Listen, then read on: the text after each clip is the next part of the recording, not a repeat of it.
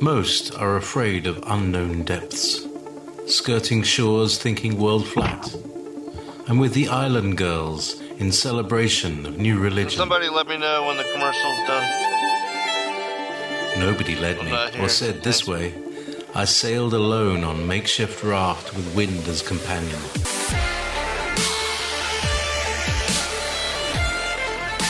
Fate for deliverance, confidence enough to assess new disposition. Seekers of lost paradise may seem fools to those who never sought the other worlds. Welcome to Momentary Zen with Zen Garcia. Visit www.fallenangels.tv. You're listening to Revolution Radio.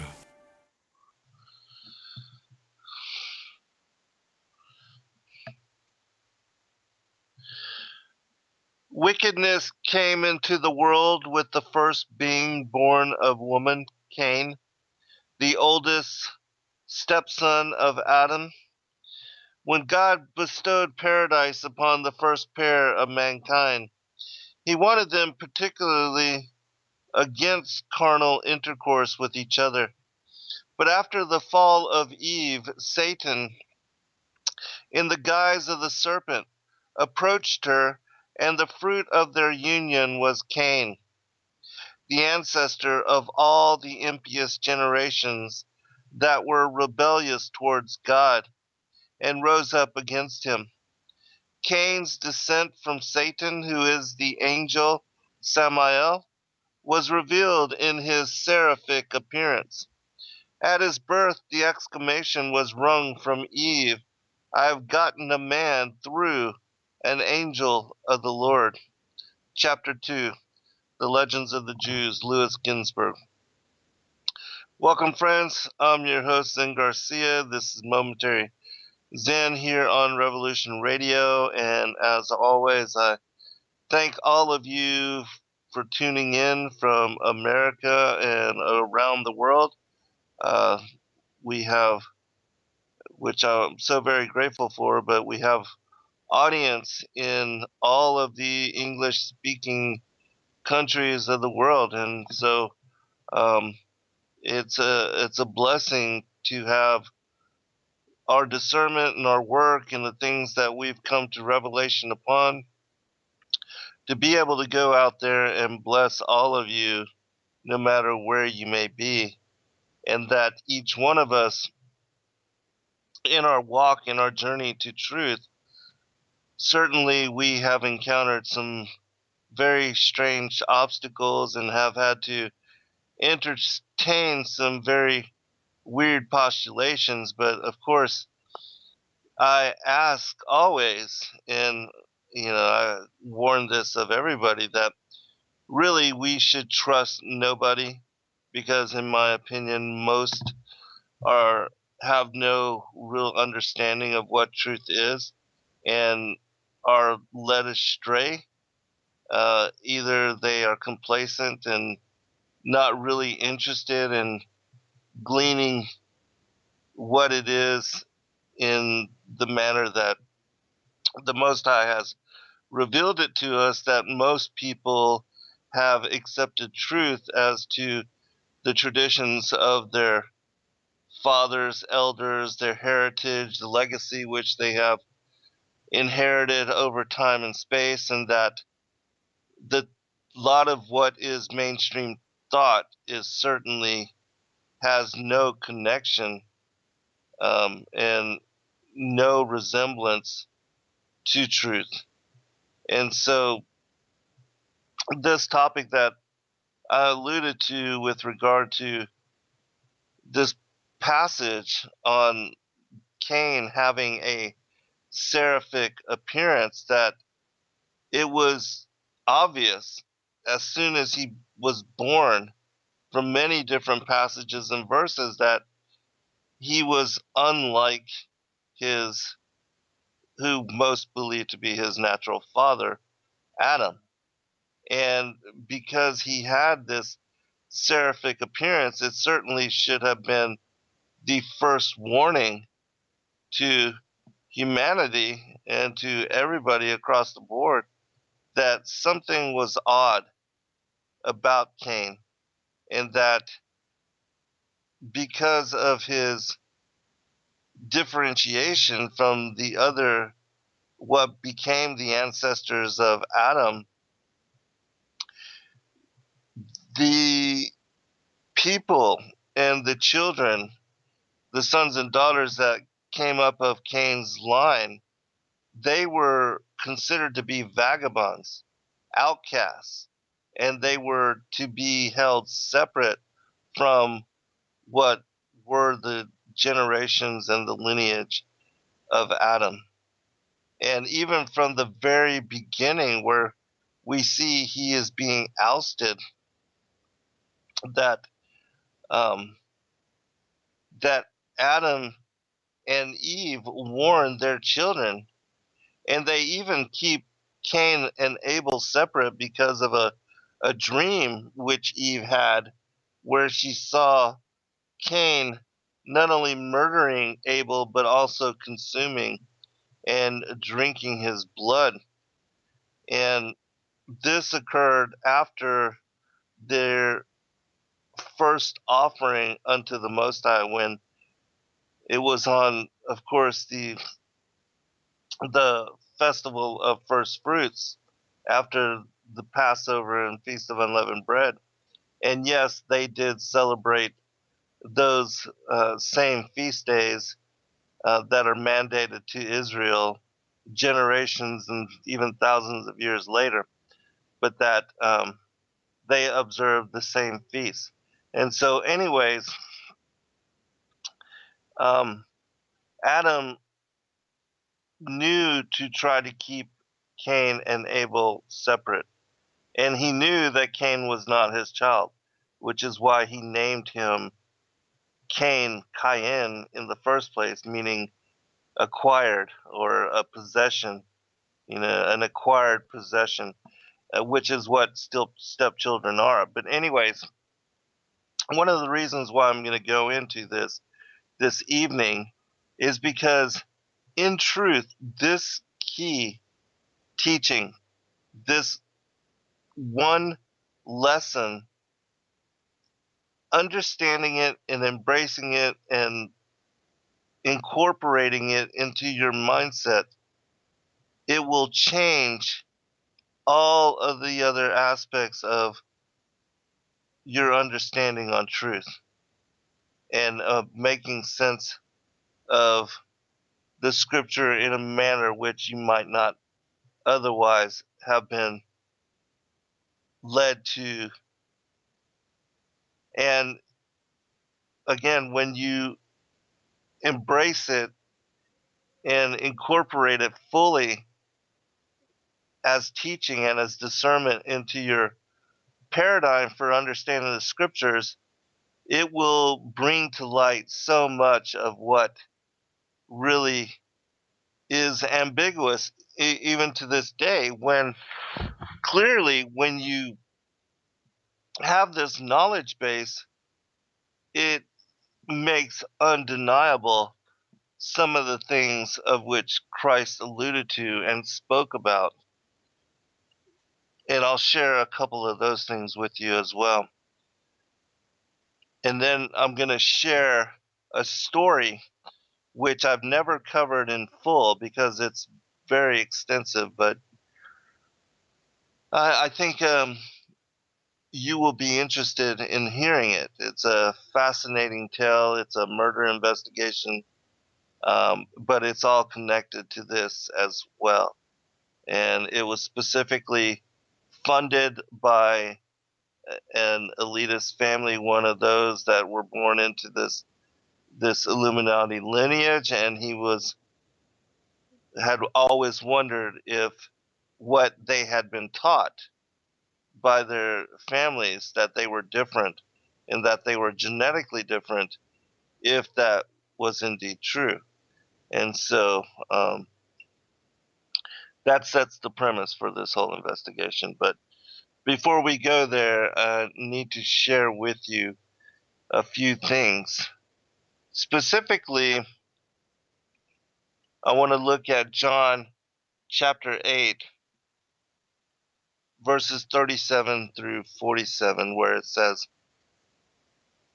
I know that ye are Abraham's seed, but ye seek to kill me. Because my word hath no place in you, I speak that which I have seen with my father, and ye do that which ye have seen with your father. They answered and said unto him, Abraham is our father. Jesus saith unto them, If ye were Abraham's children, ye would do the works of Abraham. But now ye seek to kill me, a man that hath told you the truth, which I have heard of God. This did not Abraham. Ye do the deeds of your father. Then said they to him, We be not born of fornication, we have one Father, even God. Jesus saith unto them, If God were your Father, ye would love me, for I proceeded forth and came from God. Neither came I of myself, but he sent me. Why do you not understand my speech? Even because you cannot hear my word. Ye are of your father the devil, and the lusts of your father ye will do. He was a murderer from the beginning, and abode not in the truth, because there is no truth in him. When he speaketh a lie, he speaketh of his own, for he is a liar and the father of it. That's very important. He is the father of it. Why is that important? Because Cain was also a liar, a deceiver, a murderer, and he, again, Satan is the father of it. And Satan, as it says in 1 John chapter 3, Cain, who was of that wicked one, of meaning son or descendant of. And so, I mean, again, these things are clearly written and encoded all throughout the scripture, and yet so many people choose to ignore it or just, they don't want to see it. And so, for that reason, they remain in ignorance. Continuing. And because I tell you the truth, ye believe me not. Which of you convicteth me of sin? And if I say the truth, why do you not believe me? He that is of God heareth God's words. Ye therefore hear them not, because ye are not of God. So if you're not of God, who are you? You are of the devil. There's only two choices here throughout the scripture. We see that you are the seed of the woman, or you are the seed of the serpent. You are the children of promise, children of humanity, or you are the sons of Belial. All right. There's two other passages, and then we'll go into the actual story. This is from Luke chapter 11, verses 47 through 54. It says, Woe unto you, for ye build the sepulchres of the prophets, and your fathers killed them, and your fathers killed them.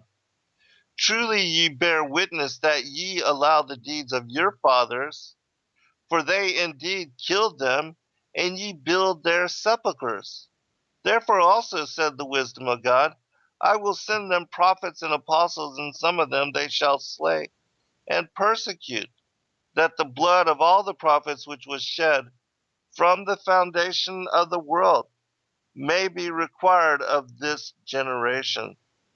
From the blood of Abel unto the blood of Zacharias, which perished between the altar and the temple. Verily I say unto you, it shall be required of this generation. Woe unto you, lawyers, for ye have taken away the key of knowledge. Ye entered not in yourselves, and them that were entering in ye hindered. So, again, very important. Christ associates the Pharisees, the scribes, as being the murderers of the prophets, from Abel to Zacharias, who was John the Baptist's father. And so Christ is tying the garden with the beginning of the seed lines, Cain and Abel, the seed of the serpent and the enmity of the seed of the woman, to his time. And so he's blaming them, their bloodline, their fathers, their ancestors, as being those that assassinated, that murdered and killed and plotted against the children of Adam, even up into his day and age. And then he says, "For ye have taken away the key of knowledge, and ye entered not in yourselves, and them that were entering you hindered." And what's he talking about? He's talking about salvation, the knowledge that he is Christ. He is the Son of God. He is the Savior Messiah. And that it would be through him that all things would be fulfilled, and that grace and salvation would come because he is the Passover lamb. As John said, "Behold the lamb that takes away the sins of the world."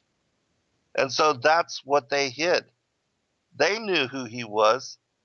They revealed it in their own words. Their prophecies told them without question who he was. And yet they hid it from their own people and their generations, and all the way up until the time now. One last passage, and this is the same thing, but it comes from Matthew. It gives us a little bit more elaboration. "Woe unto you, scribes and Pharisees, hypocrites!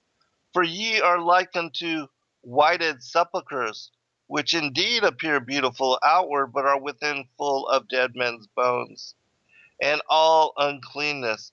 Even so ye also outwardly appear righteous unto men, but within ye are full of hypocrisy and iniquity. Woe unto you, scribes and Pharisees, hypocrites!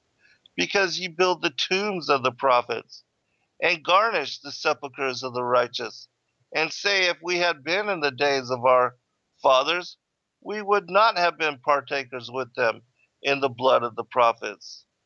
Wherefore ye be witnesses unto yourselves that ye are the children of them which killed the prophets.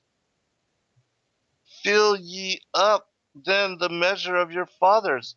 Ye serpents, ye generations of vipers, how can ye escape the damnation of hell?"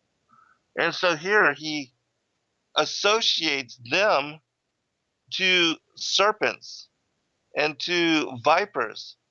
And who else is said to have had a seraphic appearance? Cain. And he was said to have a serpentine countenance when he was born. All right, continuing.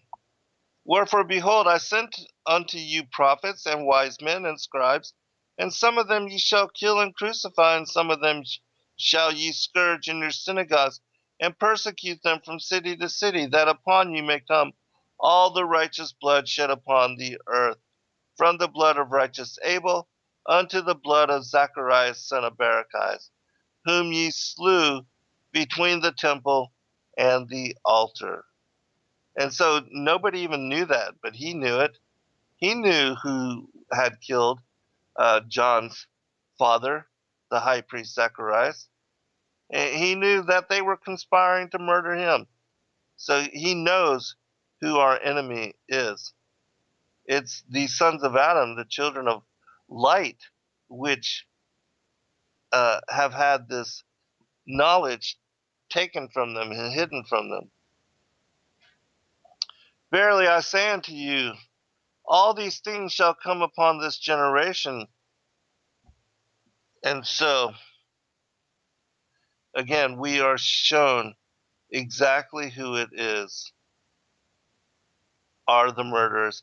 And I mean, there's no denying. I mean, you cannot exclude Cain from as being the progenitor, the patriarch of this bloodline, because he was the one that murdered Abel.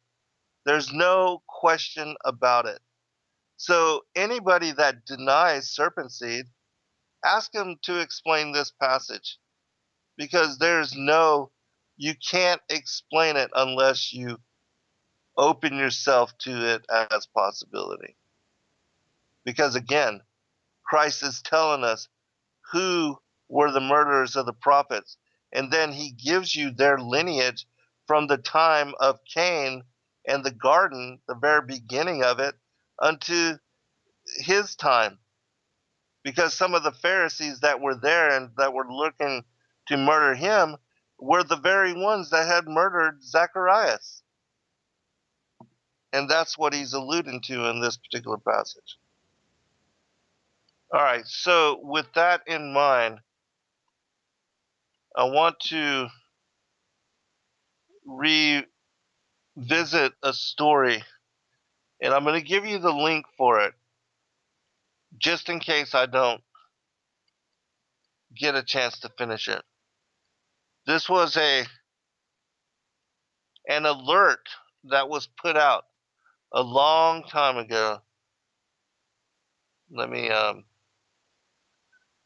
make a copy of the link,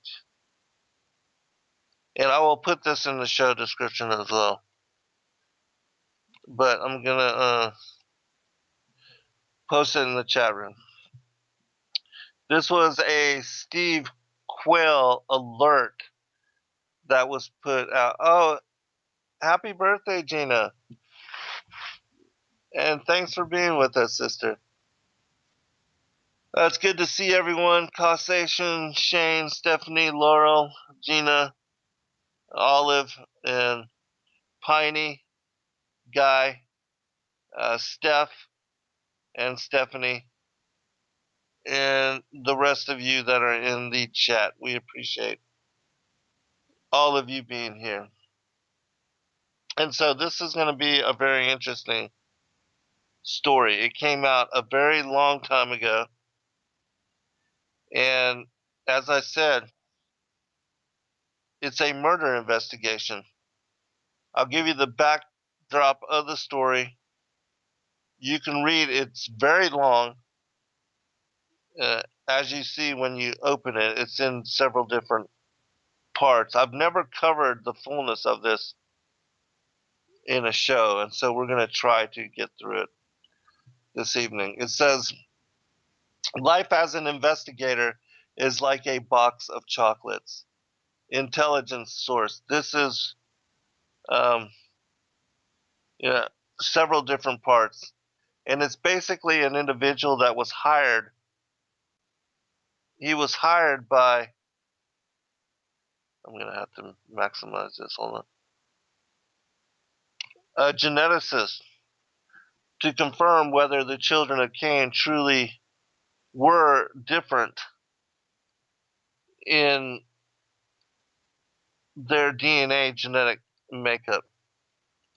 And so I have to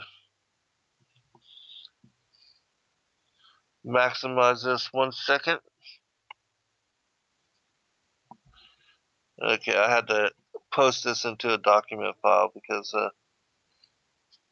it didn't fit right on the website. Okay, beginning. An investigator friend was telling me a story I can easily relate to. One time he says, I left home on a lazy Saturday evening to grab some comfort food. I told the wife, I'll be right back. As my dog, having heard the car keys jingle, dutifully pushed his way through the door to assist me on my mission. He instinctively knew I'd forget his doggy treats if he wasn't right there to assist me. Minutes later, as I was walking out of the store with my booty, I saw a man who I'd been searching for as the subject of a complex embezzlement scheme. He was walking to a rented moving van and towing his classic car on a trailer behind it. 9 days and 3,500 miles later, I completed my fieldwork and handed the investigation over to several federal agencies on what had now become a federal case. I returned home to my very distraught bride of 6 months. We were supposed to have left on our already twice delayed honeymoon cruise the previous Sunday morning. We didn't have cell phones in those days, and I didn't have a radio in my personal car. My handheld was on the charger at home when I'd gone on my quick trip.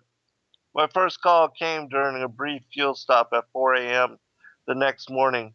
The hurried explanations fell on incredulously deaf ears between her astonished and uncharacteristically numerous expletives. For some months I'd been telling her, third time's a charm. Guess I was wrong. Again, she was not amused. He concluded his hour-long story stating very matter-of-factly, I guess I sort of understand why she divorced me. I sure do miss her. He then proceeded to explain how this life lesson had led him to understand one of his many laws of investigations, which, like a box of chocolates, come in no particular order and are only predictable in their unpredictability. I then proceeded to break what is now one of my laws. Never ask this guy a question without having first taken a bathroom break. He tends to be pretty long-winded, but the stories are generally worth it. I asked, what are some of the other laws you've come up with? I knew the moment the words came out of my mouth, I should have restricted my question to just one law. Hard to do with good chocolates. Without breaking stride, he says, belief is the driver of action, and proceeded into another long and winding story in order to give me his history for the law. About 20 years ago, oh boy, my first clue, this was going to take a while. I had recently completed my latest physics project at a location that uses a number for a name. A colleague from my time as an Air Force OSI agent specializing in advanced science and technology had heard I was heading to England for a long overdue vacation and asked me if I'd volunteer to help him while I was there. He needed a witness on a simple mission to collect some evidence. Unwittingly, I said, sure, no problem. Oh, nuts. I just violated a law every service member knows all too well. Never volunteer. The smallest chocolates are always the ones with the nuts, usually. We went to a private city. Within the city, security was well concealed, but omnipresent to a trained eye. We went to a private office and met with a man whom I later came to know as a member of one of the wealthiest families on the planet. He talked with us briefly about funding for a scientific investigation my friend is going to pursue.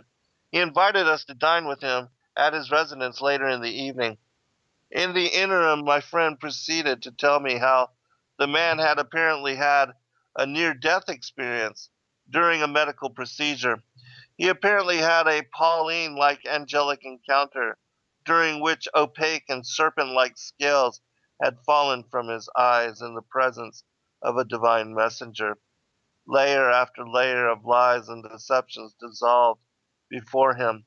At its conclusion, he came to a belief his entire life was one big rubber band roll of tangled lies, every new one bigger than the last.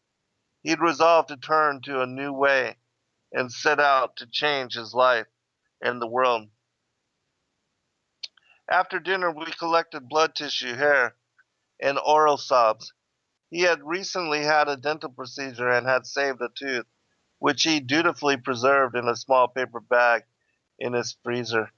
I videotaped the collection process as the evidence was bagged and tagged. On the plane ride back stateside, my friend was at the time one of the most knowledgeable DNA researchers on the planet. Pulled out the biggest piece of mental-Jerkey I've ever gnawed on. His benefactor, test subject, believed that while most of the sons of Adam had double-strand DNA, he had been told by his family that he and his blood relatives were distinctly different, and that he, like his fathers before him, had triple-strand DNA. He wanted my friend to secretly prove once and for all if this was true or not. The subject claimed that his extended family and their cousins, who are kings, queens, princesses and princesses, as well as leaders of industry and banking worldwide, believe that they are children of an otherworldly race of humanoid beings. He'd been taught by his tutors that once upon a time, his ancestors had fallen to earth after some cosmic calamity in the time before the garden. He believed that whilst their ancestral mother was Eve, their ancestral father was not Adam. He was torn to know if a child of Cain was actually genetically different and whether he could be saved. My friend never got the money for his investigative research, as the donor was found dead in his apartment a short while later. The death was ruled a suicide by hanging, even though his feet were found to be barely touching the floor when he was discovered. Very strange. My friend's wife gave me all of his research and notes upon his own untimely death some years later, leading me to bite into another chocolate in the law of investigations box. Fact is often stranger than fiction. Part 2. The beginning of a previously unexpected trip down the rabbit's hole. My investigator friend continued his tale after my return from an overdue bathroom break. It was a long plane ride home. The funeral had been difficult for me. Losing a close friend at such a young age was not easy.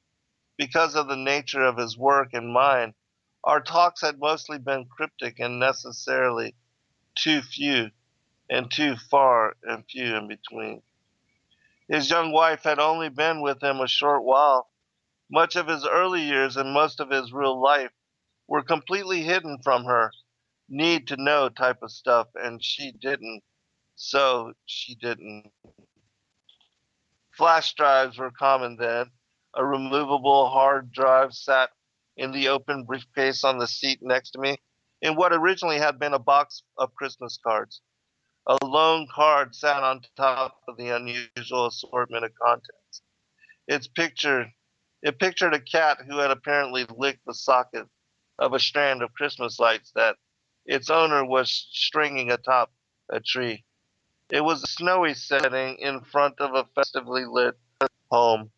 The cat was amusingly adorned in a tangle of colored lights as it hung mid-air between the starry heavens and its hell, every limb painfully extended in a different direction, and every hair standing on end under the shock of electrocution.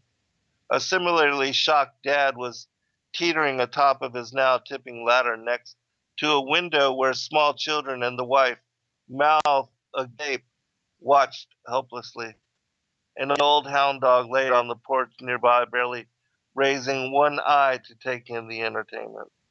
And with the crowning star of David blazing briefly in his hand, only moments from the completion of his task, Dad was now headed on a previously unexpected trip, and so was I.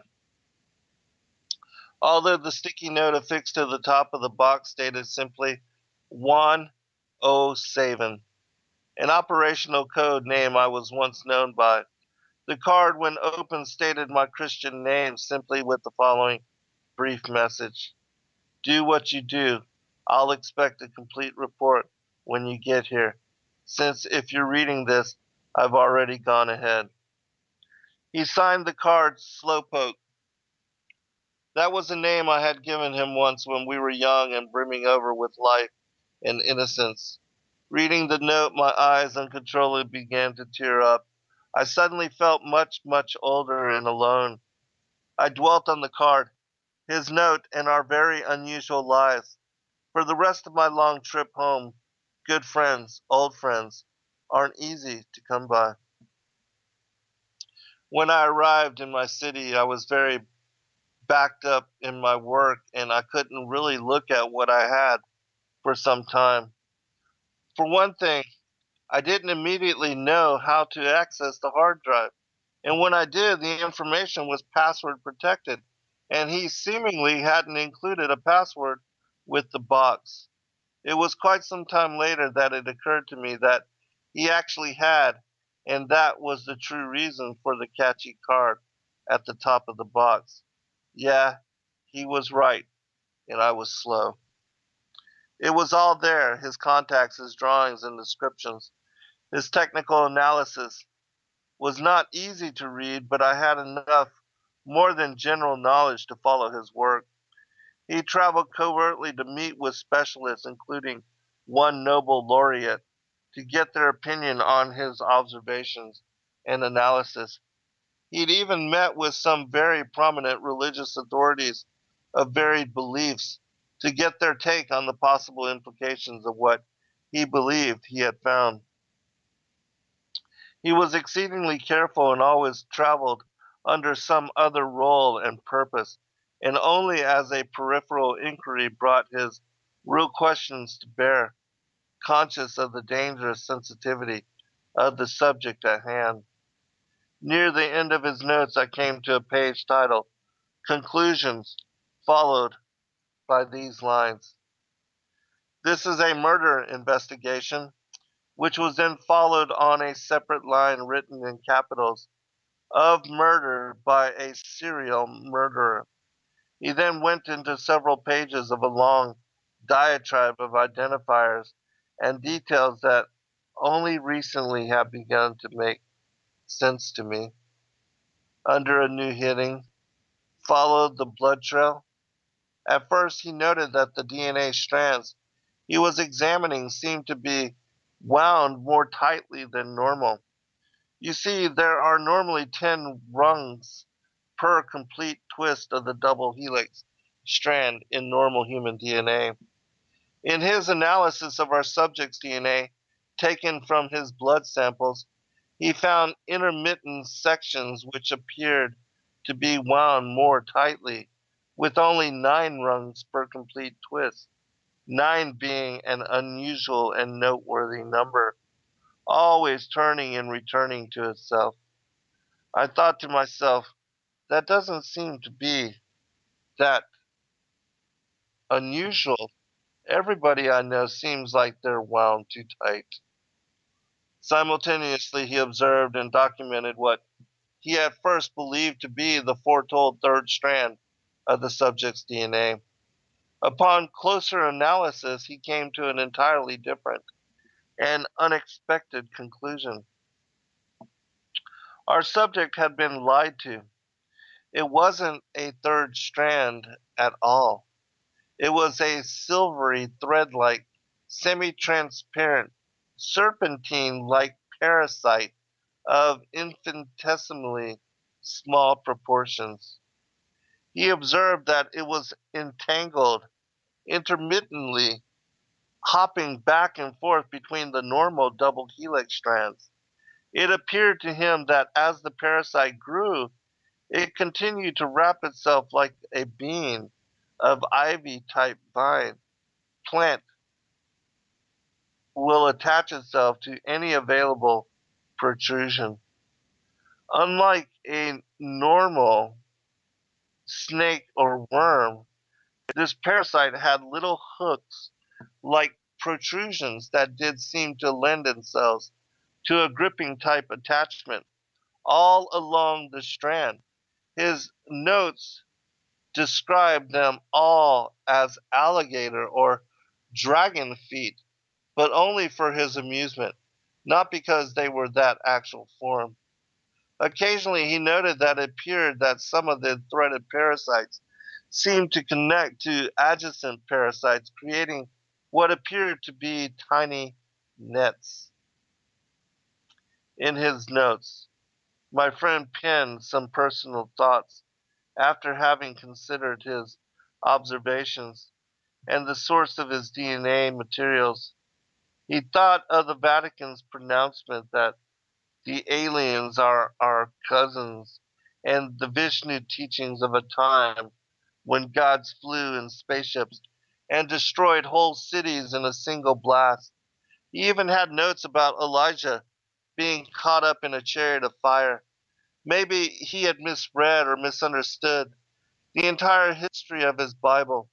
maybe from Genesis to Revelation, it was about some far more tangible and real fallen angel alien cousins than the ghost like destroying angels he'd always pictured in his imagination. He gazed at it and studied it in shocked disbelief and asked to himself, is this pathetic little blood sucking worm the tiny origin of the tyrannical destroyer of so many lives and worlds? But he could not escape the fact that, small as it were, the DNA strands that they were attached to were just as small, and both had the informational encoding to make good or evil. Yes, the DNA and the serpentine creature entangled in it potentially bore the information, the knowledge, the blueprint to create good or evil.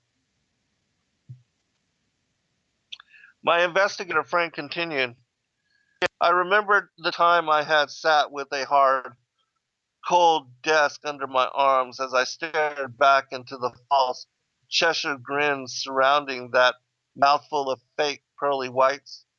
He was staring me down from his star chamber seat, waiting for my answer from the front of the concealing screen, which provided me only partial anonymity from the rest of the gallery. You see, he thought he caught me in a lie with what I had told his in-house investigator. But his investigator's authorizations and clearance were not the same as the senator's. I replied, quote, as you know, Senator, the lie is different at every level. And so it was, and so shall it always be, in this life, anyways, from the highest thrones in this world, and now, here again, right down to the tiniest strands of DNA. It's lies, lies, lies, all the way down. The truth is, the so called third strand of DNA that somehow could make them superior was just another lie from the father of lies. In the end, it was just another lecherous, parasitic, alien hitchhiker on the road of life, trying to deceive the vulnerable into forfeiting their birthright for a bag of magic beans. My friend tried and was trying at the time of his death to determine if there was a way to separate the writhing and gripping entanglements of the demon seed's form from the host DNA without destroying the host. He also speculated on possible ways to identify the reptilian hosts who walk among us while living in the grip of the reptilian seed's alien possession. He was here. It was here that I began my work, picking up where my friend had too abruptly left off. Deep in my thoughts, my friend continued. Once again, I'd reached into life's box of chocolates. Interesting thing, he noted. There's usually some chocolate covered jellies with red colored sprinkles on top in life's little box of chocolates, and I liked those, but this time it seemed like I'd reached instead for the three pastel colored, hard shell candy coated nuts at the center of the box. I did remember clearly that it seemed like just as I closed my eyes and started to munch, I began to feel dizzy, and for only a moment before I felt myself begin to spin and teeter over and down into the rabbit's hole. Part 3. To serve man. There are 3 more laws of investigation my investigator friend brought to my attention, and he then began quoting them to me. Pellegrino, Powell, and Sir Isaac Asimov penned the 3 laws of alien behavior. The first, their survival will be more important than our survival. If an alien species has to choose between them and us, they won't choose us. It is difficult to imagine a contrary case. A species don't survive by being self-sacrificing. Number 2, wimps don't become top dogs. No species makes it to the top by being passive. The species in charge of any given planet will be highly intelligent, alert, aggressive, and ruthless when necessary. Number 3, they will assume that the first 2 laws apply to us. My friend told me how his dizzying mental fall was eventually arrested by a very hard floor in the mixed box of investigators' laws. My friend calls life those 3 pastel colored candy coated, chocolate covered nuts. Apparently, can be some very hard pills to swallow. He told me, Doug, rousing me like a freight train, Doug, it hit me like the hard ground we're standing on. It's all around us, everywhere. They think of us like aliens, but they're the aliens. Don't you get it? They're laughing at us. They think they're the children of space aliens from another world, marooned on this tiny blue orb. They're just doing time till they can figure out a way off of this rock so they can get back up to their Death Star moonship, figure out how to fix it, and head back home to mommy. I sat there listening as he talked. I looked at the heart-shaped Valentine's box of chocolates I'd given my wife earlier in the week, and sure enough, when I opened it, she hadn't eaten any yet, but she had humored me with a perfunctory, "It's the thought that counts," and a peck on the cheek. I guess it's some kind of highbrow female smarter than everyone else, non-fat thing. Anyway, sure enough, there they were, the delightfully showcased evil omens, just as described by my friend. 3 large pastel-colored candy-coated and chocolate-covered nuts, just as my friend described. Forewarned is forearmed, that's what I say. I picked a safe, fat and round soft chocolate or 2 before I put the lid back on the box. I wasn't ready to drink that Kool-Aid yet, but I also wasn't shutting him down either. He continued, "See the way I see it, it's all about the blood. They marry and intermarry to keep the alien blood pure. That's why all the incestuousness in these elites, royal cliques, they're keeping it all in the family." He then explained how he'd found that this guy and that girl were actually related to some other guy who wasn't the guy we were all lied to about. That was so and so official's father or mother. After a while, it actually started to make some kind of sense. Or maybe the blood sugar was just starting to kick in and make me a little tipsy. Anyway, whatever, I lazily thought to myself. I started off into space, deep in my hypoglycemically induced contemplative thoughts. On the shelf beside the TV in my den, an old VHS video box set, its title staring back at me. I was a zombie for the FBI. It's a campy 80s black and white B movie some college kids made about some brothers who discovered some sunglasses that, when worn, allow them to see aliens masquerading as humans and plotting to destroy the real humans and take over the earth. A more well-known movie version is They Live. As I adjusted my reading glasses, I had a few new thoughts of my own. What if? What if?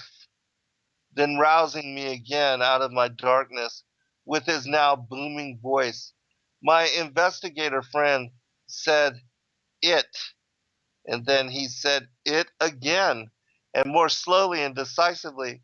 And just then it struck me. It struck me like a silver bullet to my politically incorrected brain. The haze half cleared, and for a long moment I realized exactly what he'd been trying to say all along.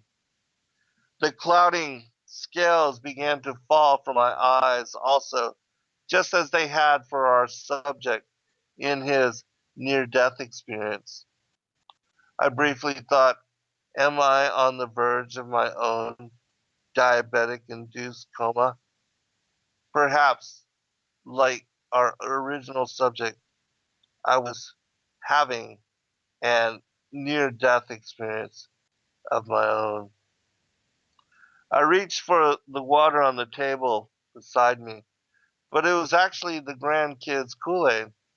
I drank it anyway as I thought to myself, it doesn't really matter what I believe. It doesn't matter what the lying facts say.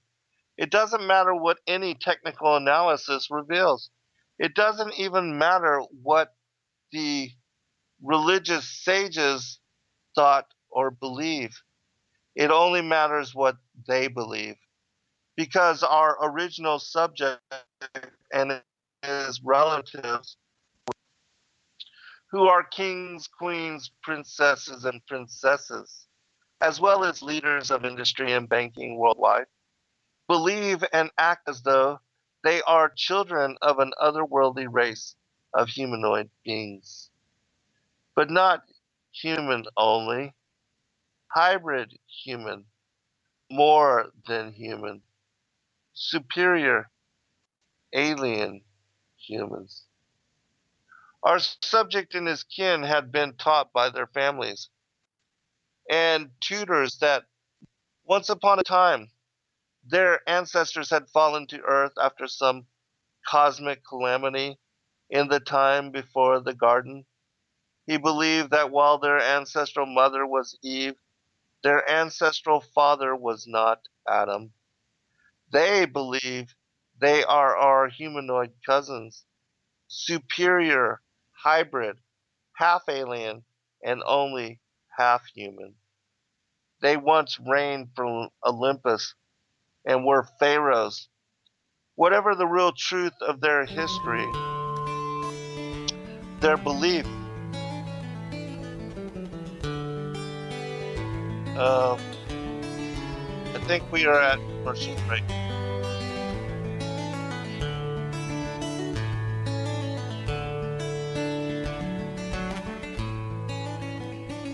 Anyone in the chat room, let me know if we're at commercial.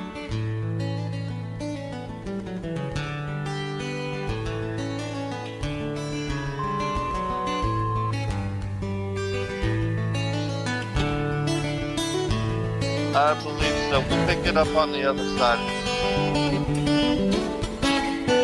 You're listening to Revolution Radio at freedomslips.com, and we'll be right back after this message. All right. I'm your host, Zen Garcia. This is Momentary Zen here on Revolution Radio at freedomslips.com. And we are back for a second hour. You're welcome, Shane. And, all right, we're going to get into the rest of this story because I find it to be absolutely fascinating. Thank you, Jer. I appreciate that, brother. And yes, for those that don't know the story of Nicholas DeVere, he is the author of The Dragon Legacy, and it's an insider's tale of his bloodline, the Royal Order of the Dragon, that his family has been tied to this particular He calls it the Elven bloodline.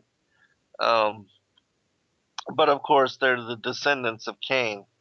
Now, I don't, as far as everything that he writes and all the things that he attests, I don't agree with every aspect of his work, but certainly I do believe that the elites, especially those that are sitting on the thrones of the world today, and that have been historically the murderers of the prophets, and those that have conspired even the murder of Christ, and in this day and age that assassinate and plot and kill and murder the innocents, people in Syria, people everywhere all over the world, that these groups are involved with those tragedies, and that this has been something that has been part of their secret societies and their blood oaths and the things which they have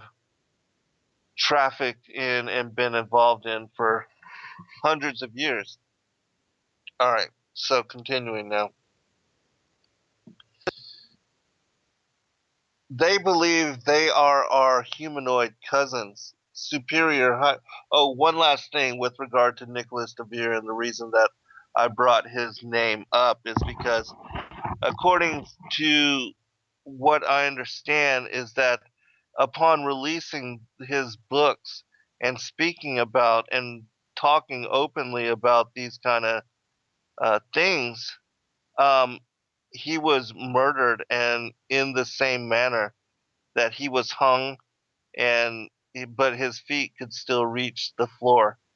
And so, that is basically announcing, hiding it in plain sight, that they were responsible for his death, and that it was the same kind of thing that they have brought out against many others that they've used, even Princess Diana and her death, and others, that those things are proclamations to others as to judgment being brought upon them by these particular organizations and these families.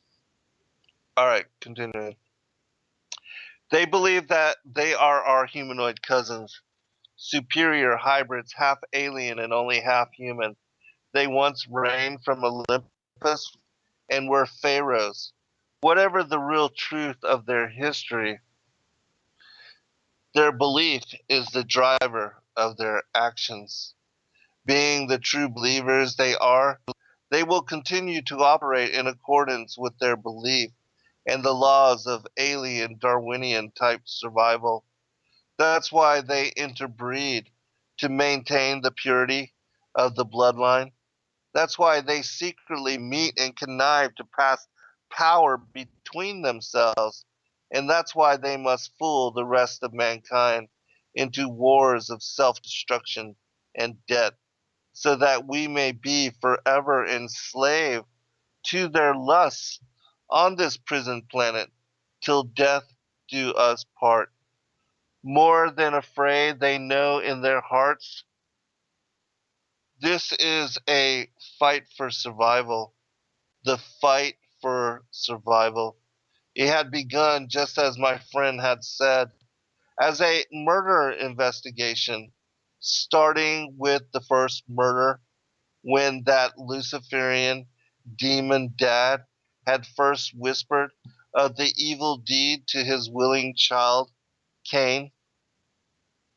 It continued down through time, the sons of Adam fighting for survival and destroying the alien giants in Canaan land, David and the hybrid Goliath and his 4 hybrid brothers, and all the hidden true believers since, hiding in plain sight, so powerful, so important, yet so afraid. I was reminded how in the mountains of Afghanistan, the people would say their cousin lives on the other side of that mountain, then in the next breath remind you that the word for cousin is interchangeably the same word meaning enemy. interchangeably. These earthbound half cousins of ours continue to laugh, but it is a nervous laugh at that, as they have a joke or two at our expense, recreating their lying father's fall to earth and flashing their heretofore secret gang sign, hand signs to each other, right in our face. I know now how dangerous their beliefs are, because they are being driven by their beliefs, taught to them by their real alleged father, the father of lies. And even now he knows the truth and whispers in his initiate's ears, just as he first did in Cain's ear. The sons of Adam, as long as they live, are dangerous. Just then, my friend began to cite another law, stating, "And when you're finally out of chocolates, it's time to make stew." I begged his indulgence for a few minutes as I wandered down the hall to the restroom. I was wondering to myself, where did I leave my ladder? I gotta get out of this rabbit hole before the bad guys figure out there's no rabbits for the rabbit stew they're dreaming up for their cauldron. They might decide to change cookbooks to suit whatever else they might find.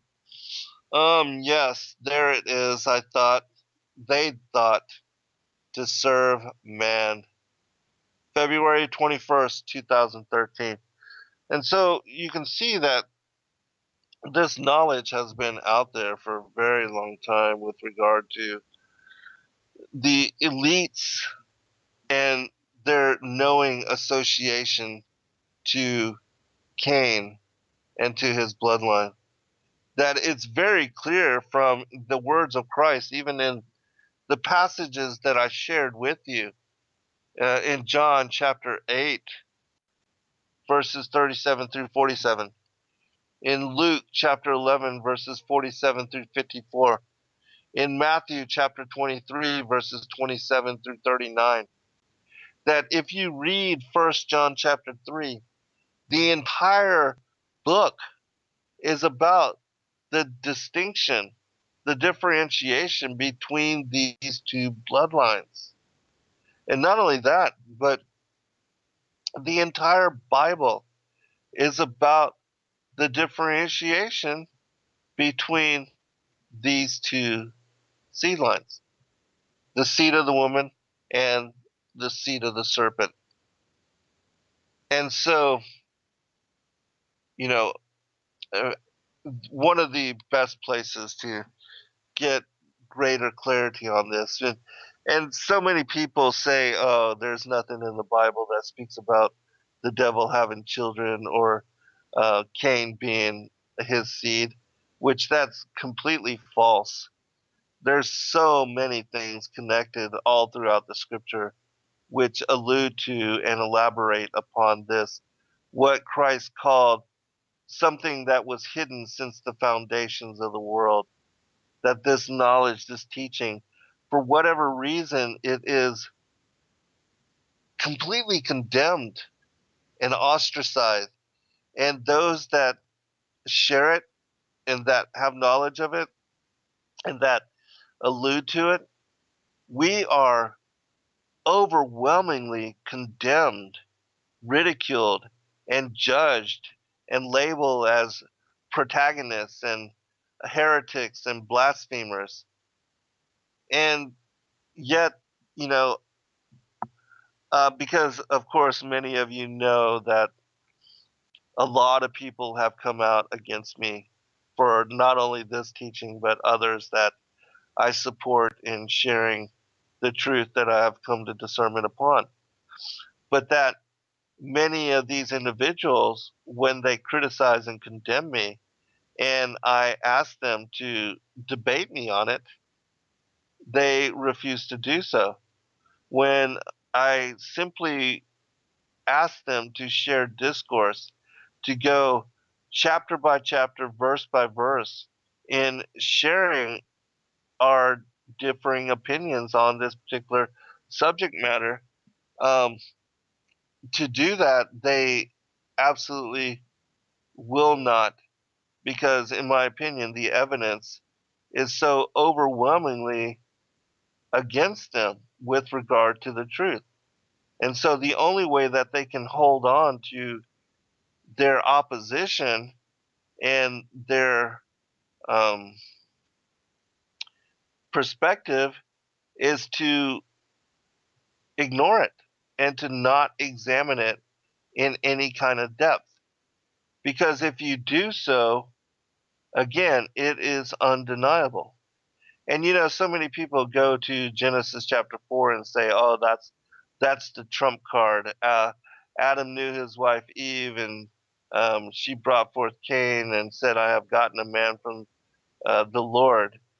Yet they don't even understand the context of that passage, because if you understood it fully, you would know that it is actually referencing that it was Eve's desiring the angel Samael, which led to her conception with Cain, and that she added to bear later Abel, um, eh, when she repeated the act of eating the fruit with her husband Adam. And that the reason you see that particular passage at the beginning of Genesis chapter 4 is because that chapter shares in detail the 10 generations of Cain, which are excluded from Adam's bloodline and lineage, found in Genesis chapter 5. And so it would make absolute sense that if the serpent is, and absolutely I know without a doubt he is Cain's father, that passage would be located at the beginning of Genesis chapter 4. Because he, being the progenitor, the patriarch of this evil bloodline, he would most certainly be the first one listed there, and that all of his children and all of the generations thereafter him would also be cited in this passage.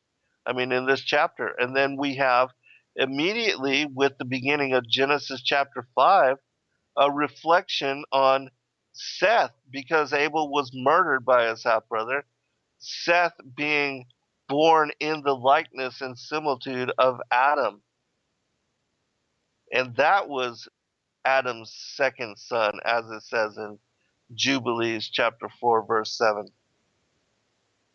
And so there's so many confirming witnesses to this as teaching and to this as knowledge, and yet most 99% of the pastors and preachers out there, these so-called teachers of truth, they will absolutely not even speak on this, not debate it, not even want to have conversation on it, because they hate this information so hardcore.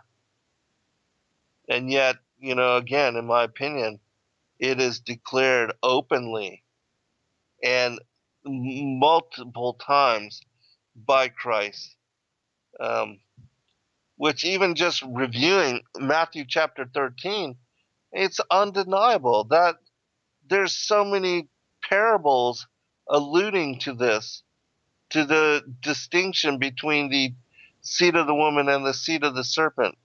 It is found interwoven all throughout Scripture. I'll read really quickly, just the several different times. Because again, it's absolutely undeniable. And then when you have knowledge like the story that I just shared with you, the information of these elites, examining their own genetics and their own bloodlines, and then finding these anomalies, and there being some weirdness to, to their particular genetics. It's all, in my opinion, confirming witness. And why now?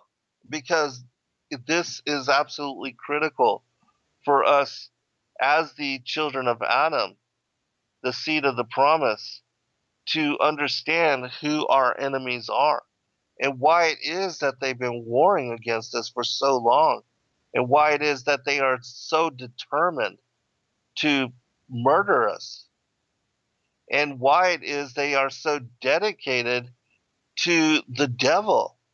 Because why would anybody want to side with the devil?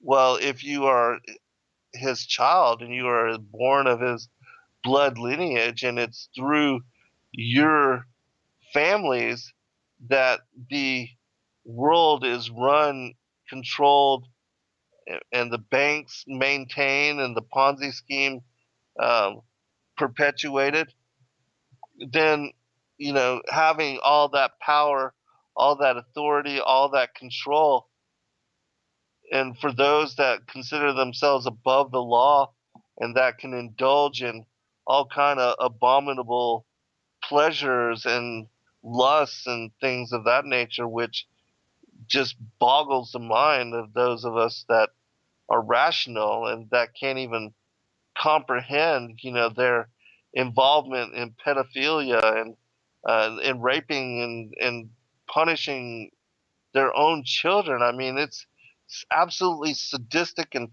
twisted and doesn't make any kind of sense to us. And yet, this is the reality of what's going on in the world.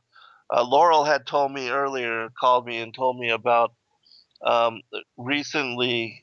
Well, it's not even recent, but about how even the New York City Police Department had come across evidence showing um, Hillary Clinton and Uma Abedin, her personal secretary that was used to be married to Anthony Weiner, the congressman who got busted sexting images of himself to underage girls, and having his computer confiscated. There were all kind of other things found on that with regard to the WikiLeaks, and supposedly they have in evidence a video that shows them um, raping and taking advantage of and even slaughtering a young innocent girl, and then defacing her,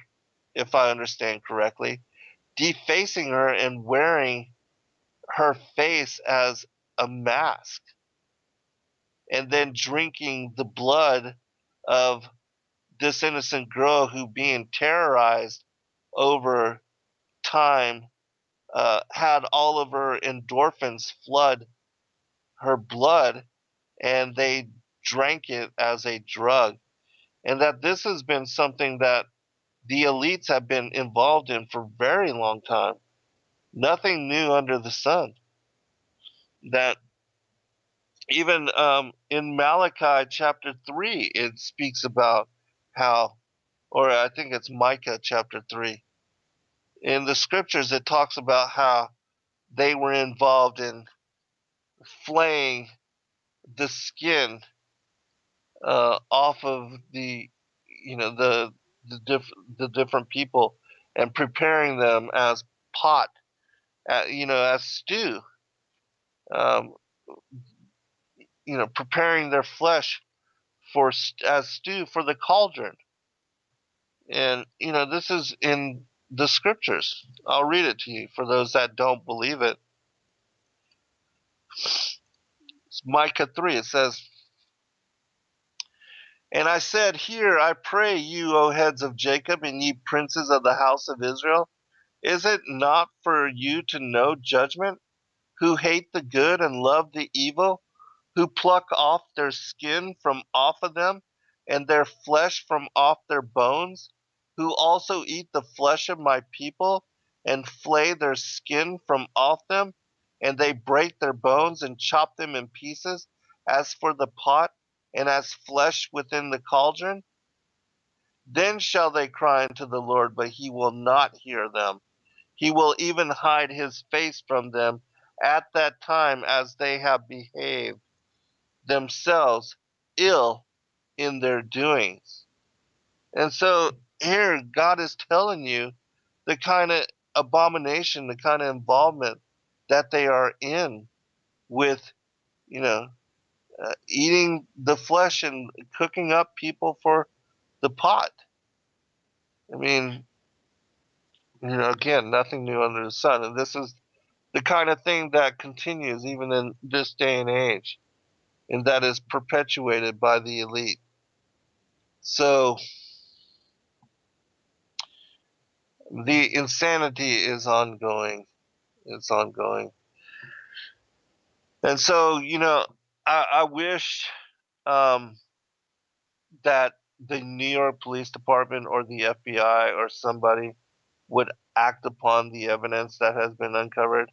How anybody could work for law enforcement and then have such information or such video turn up and then not do anything about it. I mean, if that's not complicity, I don't know what is, especially when it comes to the protection of the innocents. And, according to Kevin Annett and others, that have lawsuits and things out against the elites of the world in different places for their involvement in mass sacrifice of children and the pedophilia and things of that nature. Um, they speak of hunting parties where they would keep the genitals of those that were hunted down as trophy. And these are, things that have come out in multiple countries about these elitist hunting parties and about how they would um, track down and hunt down these homeless or drugged up teens or, drug addicts or whatever. I mean, the insanity of it all is just too bizarre to believe. But, this is what we are contending with. This is what we deal with. And so I just hope that people wake up and learn more about what's really going on in the world, because when you do, it's undeniable that those that are in power are involved in some very twisted and very weird and strange behavior. And that certainly, the whole thing of draining the swamp, that would be a really nice thing. But Trump never intended to do anything about it, even though so many people had their hopes up high that something would be done. But, in my opinion, and as we said it and called it from the very beginning, he's from the same side. I mean, they are always two sides of the same coin. Republican, Democrat.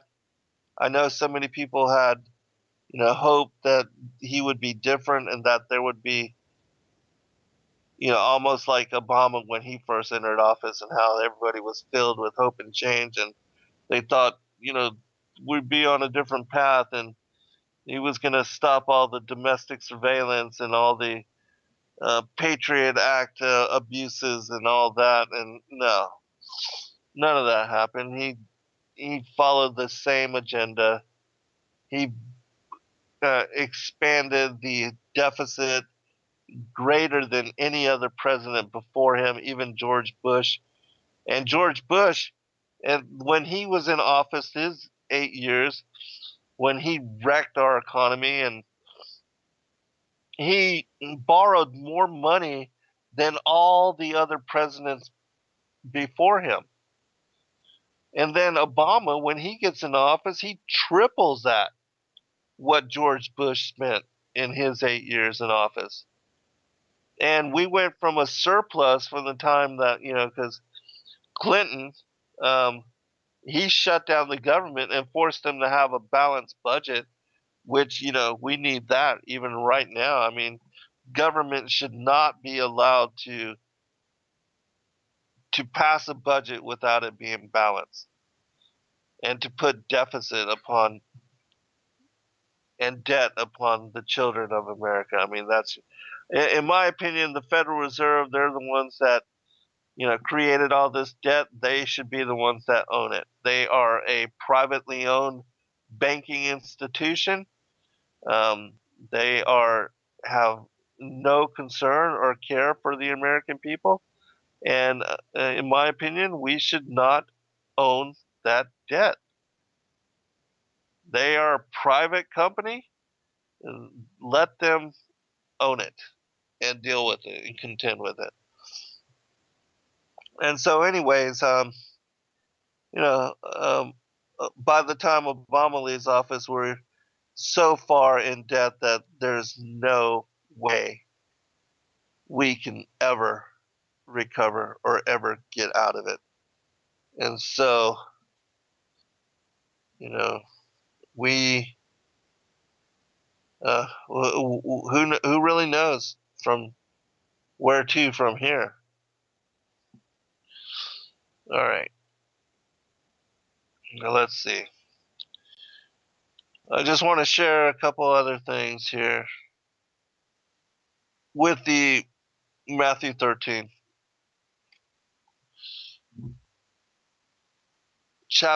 verse 24 through 30.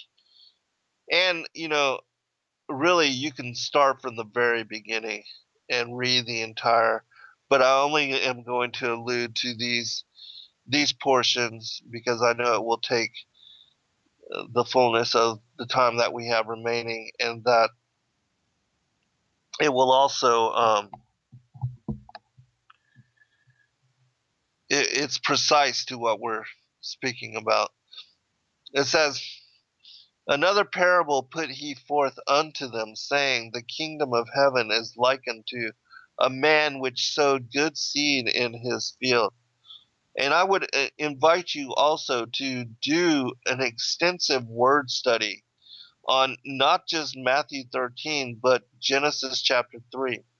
And you will find that in the Greek outlined in Matthew 13, you will have the same kind of words associated to the Hebrew, which is in Genesis chapter 3, and that expounds upon the beguilement of Eve and how it was that she lost her chastity, how things like touch and see and eat, things like that, they have everything to do with descendants, progeny, children. All right, continue. "Sowed good seed in his field, but while men slept, his enemy came and sowed tares among the wheat and went his way. But when the blade was sprung up and brought forth fruit, then appeared the tares also." And so, here again, it tells you that an enemy came and sowed tares among the wheat. And that, Christ basically says, allow both to grow together until the time of the end, because even though the tares are planted among the wheat, you can't just root them up. I mean, you can't just pull them up and wipe them out when they had not yet committed sin, even though they have an evil disposition. I mean, that he would be a murderer for doing so. I mean, that's like the whole thing with Esau. I hated, which again, that has to do with uh, our first estate and election and all that. But it is election which determines the distinction between whether one is born into the world as a seed of the serpent or a seed of the woman. But it's over the course of our lifetimes and our actions and our behaviors and the things that we choose to do, the decisions that we make, that really number us with either the elect or those that are condemned. And it's no longer whether you are born into one bloodline or the other, because Christ dying on the cross gave us all grace and extended salvation to all. The Gentiles and the Jews both being grafted into the same family. All right, continuing. So the servants of the householder came and said unto him, Sir, didst not thou sow good seed in thy field? From whence then hath it tares? So he said unto them, An enemy hath done this. Very important. An enemy hath done this. That enemy we see later is described as being the wicked one, who Cain, who was of that wicked one, and that this wicked one is also called the devil, which we know the devil to be the adversary of man, Samael, the angel of death, the poison of God, the viper of God. The servant said unto him, Wilt thou then that we go and gather them up? But he said, Nay, lest while ye gather up the tares, ye root up also the wheat with them. Let both grow together until the harvest. And in the time of the harvest, I will say to the reapers, Gather ye together first the tares, and bind them in bundles to burn them, but gather the wheat into my barn. And so, I mean, that's telling you the whole story of the enmity between these two bloodlines, and how it would be that all the way to the time of the end, that with his return, with his second advent, this war would be ongoing until that time, to the harvest, meaning that the serpent seed survived the flood. The serpent seed is ongoing with us even in this day and age. They weren't wiped out by Noah's flood or by Joshua in Canaan land, but they are with us even today, even right now. All right, continuing. And then, again, the first portion of the parables are those written for the multitudes. And then Christ, after sending the multitudes away, his apostles come up to him and ask him to personally, privately, explain to them what the parable of the tares of the field is, what it means, and what the true story behind it really is. And so he says, Then Jesus sent the multitude away and went into the house. His disciples came unto him, saying, Declare unto us the parable of the tares of the field. In the Apocalypse of Peter, it says, We know it not. He answered and said unto them, He that soweth the good seed is the Son of Man. The field is the world. The good seed are the children of the kingdom, but the tares are the children of the wicked one. Remember 1 John chapter 3, verse 12? Cain, who was of that wicked one? This is what it's alluding to here. And it's telling you that Cain is the first child of this wicked one. The enemy that sowed them is the devil. So the wicked one is the devil, the adversary, Samael, the angel of death, which which not only sowed the tares, but he is the enemy of humanity and also the adversary of Christ, of the Father. He is the rebel one. So, continuing. The enemy that sowed them is the devil. I mean, it doesn't get any clearer than that. And yet, there's nothing in there that says that the devil has children. And when you look up the tares are the children of the wicked one. children, progeny, descendants, you know? I mean, but, you know, I don't, it's just, to what extent people will go to ignore and to read over. The enemy that sowed them is the devil. The harvest is at the end of the world. And so he's again reiterating numerous times throughout this chapter and others that the harvest that he's speaking about with his second advent is at the end of the world. And the reapers are the angels. As therefore the tares are gathered and burned in the fire, so shall it be in the end of this world. The Son of Man shall send forth his angels, and they shall gather out of his kingdom all things that offend and them which do iniquity. He shall cast them into a furnace of fire. There shall be wailing and gnashing of teeth. Then shall the righteous shine forth as the sun in the kingdom of their Father. Who hath ears to hear, let him hear. And so, again, he goes into, he repeats it multiple times, even after that, about how, let me find it. And it's all throughout the scriptures. It's in the Apocrypha, it's in the Pseudepigrapha, it's in the extra biblical text, it's in all throughout the scriptures.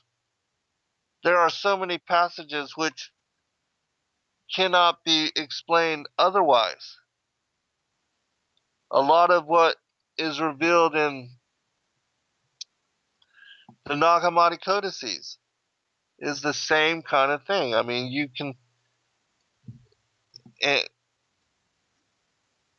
can't explain it any way other. All right, so he explains it a couple more times when he goes into about the net. The kingdom of heaven is like unto leaven. Oh, wait. All these things spake Jesus unto the multitude in parables, and without a parable spake he not unto them, that it might be fulfilled which was spoken by the prophet, saying, I will open my mouth in parables. I will utter things which have been kept secret from the foundation of the world.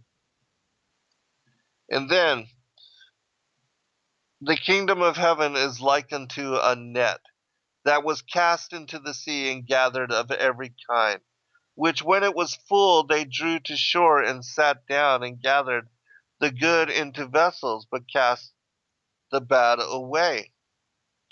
So shall it be at the end of the world. The angels shall come forth and sever the wicked from among the just, and shall cast them into the furnace of fire. There shall be wailing and gnashing of teeth.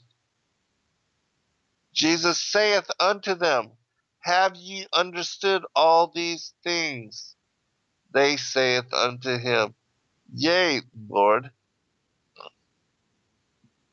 All right, so, and so, multiple times. And then even when you go down to Matthew 23, where it's talking about the wise and the foolish virgins.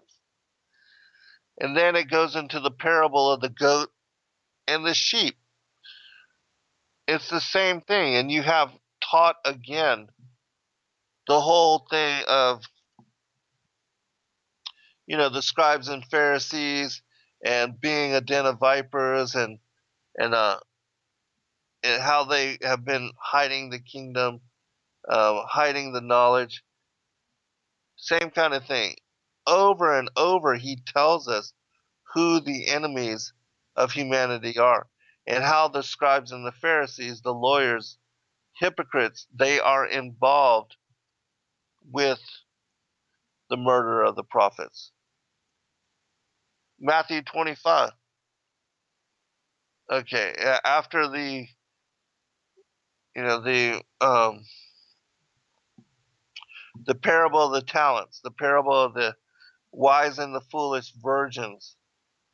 And then he goes on to say, um,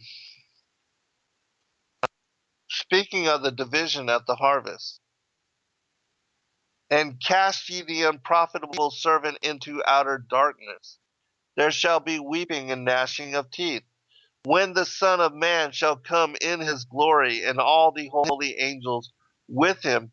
Then shall he sit upon the throne of his glory, and before him shall be gathered all nations, and he shall separate them one from another, as a shepherd divideth his sheep from the goats. And he shall set the sheep on his right hand, but the goats on the left. Then shall the king say unto them on his right hand, Come ye, blessed of my Father, inherit the kingdom prepared for you from the foundation of the world. For I was an hungered, and ye gave me meat. I was thirsty, and ye gave me drink. I was a stranger, and ye took me in. Naked, and ye clothed me. I was sick, and ye visited me. I was in prison, and ye came unto me. Then shall the righteous answer him, saying, Lord, when saw we thee and hungered and fed thee, or thirsty and gave thee drink? When saw we thee a stranger and took thee in, or naked and clothed? When saw we sick or in prison and came to thee? And the king shall answer and say unto them, Verily I say unto you, inasmuch as ye have done it unto one of the least of these my brethren, you have done it unto me. Then shall he also say unto them of the left hand, Depart from me, ye cursed, into everlasting fire, prepared for the devil and his angels. And so, hell, Sheol, God had to create Sheol as a place of punishment for the rebel angels that conspired against him and that plotted against him. And so, it's important for us to understand that it wasn't for humanity that a place of punishment was created. It was for the devil and his angels, for being rebels, for fighting against him, and for conspiring to overthrow Christ and to tempt and deceive humanity.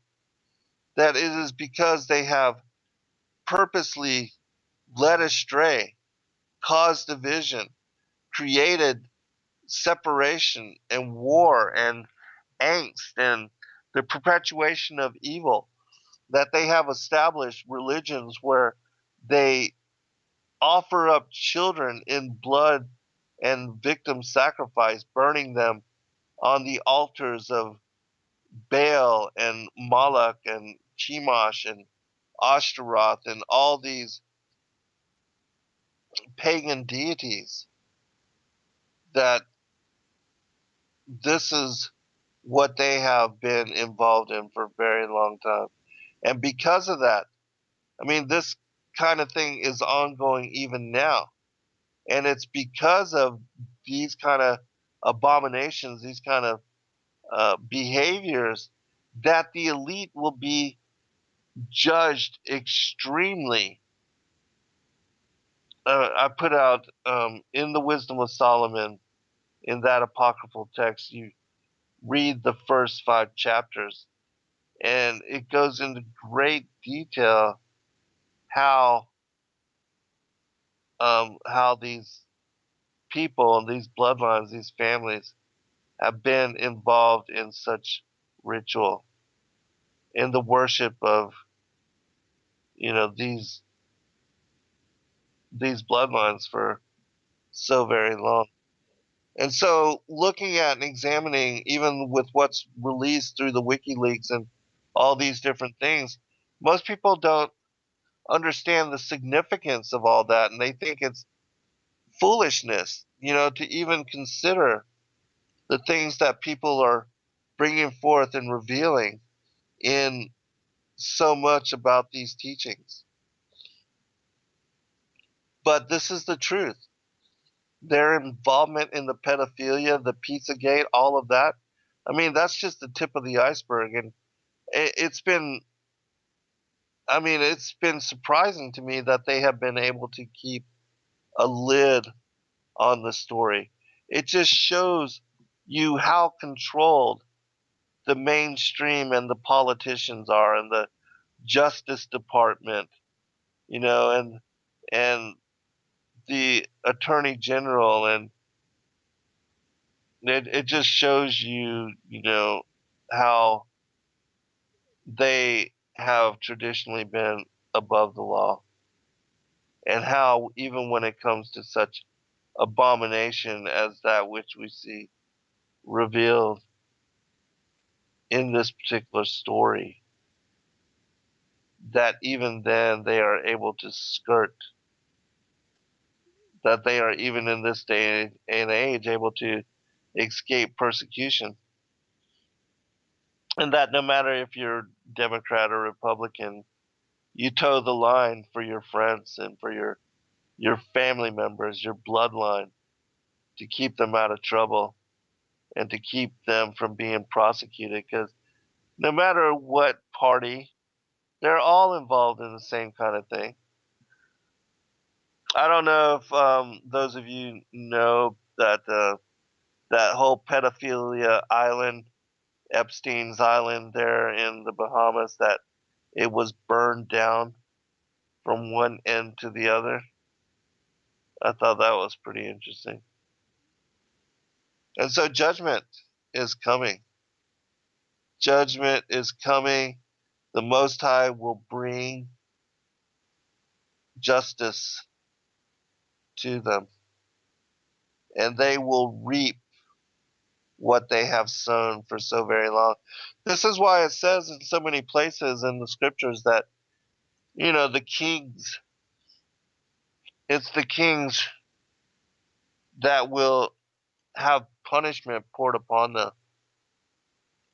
Even in Isaiah chapter 14, where it speaks about the bloodlines born to Satan, Lucifer, as the abominable branch, that they will wonder at the beast, and they will wonder about, how he's supposed to be great and he's supposed to be their God, and yet he's just like one of them. All they shall speak and say unto thee, art thou also become weak as we? Art thou become like unto us? Thy pomp is brought down to the grave, and the noise of thy viols. The worm is spread under thee, and the worms cover thee. How art thou fallen from heaven, O Lucifer, son of the morning? How art thou cut down to the ground, which didst weaken the nations? For thou hast said in thine heart, I will ascend into heaven, I will exalt my throne above the stars of God. I will sit also upon the mount of the congregation in the sides of the north. I will ascend above the heights of the clouds, and I will be like the Most High. Yet thou shalt be brought down to hell, to the sides of the pit. They that see thee shall narrowly look upon thee and consider thee, saying, is this the man that made the earth to tremble, that did shake kingdoms, that made the world as a wilderness and destroyed the cities thereof? All the kings of the nations, even all of them, lie in glory, every one in his own house. But thou art cast out of thy grave like an abominable branch, and as the raiment of those that are slain, thrust through with a sword, that go down to the stones of the pit, as a carcass trod under feet. All right. God bless all. Tomorrow, on Truth Frequency Radio, I'm going to be talking about some cryptocurrencies in the current market. God bless. Talk to you then. Shalom.